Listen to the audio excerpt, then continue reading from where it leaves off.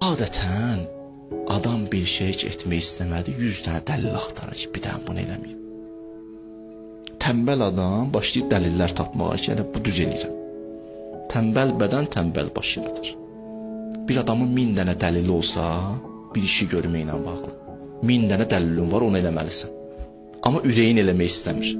Bir dənə dəlil tapsın, o 1000 dənə dəlili qurban verərsən, bir dəlilə ki, eləməyim tək.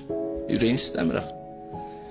Amma bu tərəfdən də sənə vicdan sıxır axı, bu necə eləməyim, adama deyərlər, niyə eləmirsən, dəlil axtarırsan axı. Tənbəl oturub bütün gün, hə? Bu dəlil tapmalıdır axı, sıxır axı içəridən vicdan. Aha, bir dənə bir şey tapdı, düzəltdi, düzdü, qoşdu. Buna görə elə belə yaşamaq lazımdır. Adətən hardan başlayır bu tənbəllik, bu ətalət hardan başlayır? Başdan başlayır, belə deyirlər də, bədənə yayılır. Zehniyyətdən başlayır, düşüncələrdən gəlir, süzülür ara bütün vücud.